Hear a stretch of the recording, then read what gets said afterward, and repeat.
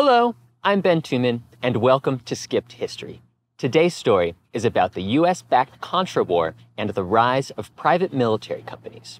I read about it in Bring the War Home by Kathleen Belew, The End of the Myth, and the updated expanded version of Empire's Workshop by Greg Grandin, and Landslide by Jane Mayer and Doyle McManus. To start, let's discuss our favorite subject on Skipped History, white supremacy. Recall from our last episode how after the Civil War, the US military served as a fertile breeding ground for racism, and soldiers proceeded to kill thousands of people of color in wars in the Philippines, Central America, and the Caribbean. After returning home, many soldiers joined hate groups like the KKK. And after Vietnam, where the racism permeating the military remained unaddressed, radicalized vets returned home to continue fighting Jews, communists, and people of color in places like Greensboro. So entering the 1980s, the US was in desperate need of a leader who would turn down the temperature on this simmering stew of hate. But instead of hiring a master chef, we went with Guy Reganieri, and his staff created new opportunities for bigoted vets to fight in foreign countries, notably in Nicaragua, while also transforming the way that the US government unleashed white supremacists abroad. To see what I mean, let's go back to Nicaragua in 1979, when the Sandinistas, a people's movement consisting of socialists and left-wing Christians, overthrew the 50-year-old US-supported dictatorship and set about combating widespread poverty and high infant mortality by providing healthcare, passing land reform, and supporting education. This was a welcome change to the family members of the thousands of people whom the previous regime had assassinated, tortured, or disappeared. But to members of the so-called cowboys, a war-hungry faction in the Reagan administration, the Sandinistas represented a new communist threat. For example, William Casey, the new CIA chief, wanted to topple the Sandinistas and restore the agency to its earlier good days under Cold War warrior Allen Dulles. And when another cowboy, Oliver North, who had participated in the Phoenix program, a covert operation in Vietnam that led to the deaths of thousands of civilians, was asked what he viewed as the difference between Nicaragua and Vietnam, he replied simply 10,000 miles. Then pulled out a piano to add, "And you know I'd walk every single one if I could just see you tonight." So per the cowboys' urging, in late 1981, Reagan directed the CIA to organize a group of Nicaraguan exiles into a counter-revolutionary army called the Contras. And with US support, they began mining Nicaraguan harbors and bombing bridges. But due to widespread resistance to foreign interventions ever since Vietnam, when Congress learned of the scale of the operation, they passed amendments in 1982 prohibiting sending further military aid to the Contras. Undeterred, the cowboys sought alternative, illegal ways to continue arming and training the Contras and keep the war going. Enter people like Thomas Posey, member of a loosely organized network of veterans and National Guardsmen and a supporter of the KKK.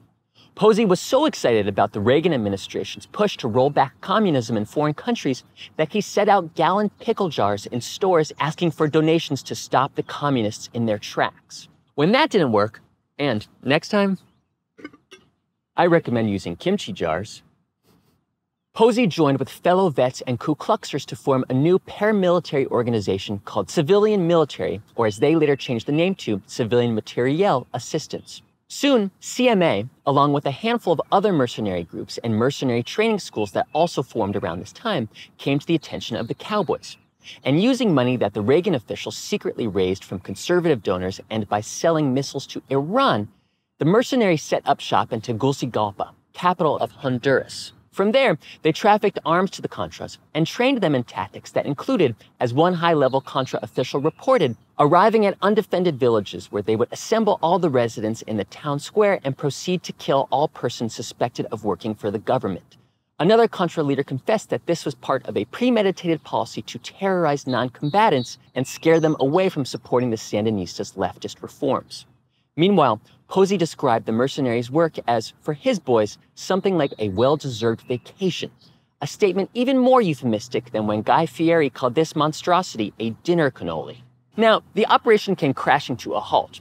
Literally, when in September 1984, the Sandinistas shot down a helicopter that turned out to be carrying CMA mercenaries. The crash revealed the Reagan administration's illegal private pipeline to the Contras in an episode that infamously became known as the Iran-Contra scandal. Congress launched investigations of a variety of Reagan administration officials, including Reagan himself, who in a meeting with congressional investigators read aloud from a memo stating he had nothing to do with the operation. Then, inadvertently, also read the reminder from his aides to tell investigators that he had nothing to do with the operation, which sounds a little suspicious, and at best, recklessly clueless, but hey, even the greatest heroes sometimes read the stage directions.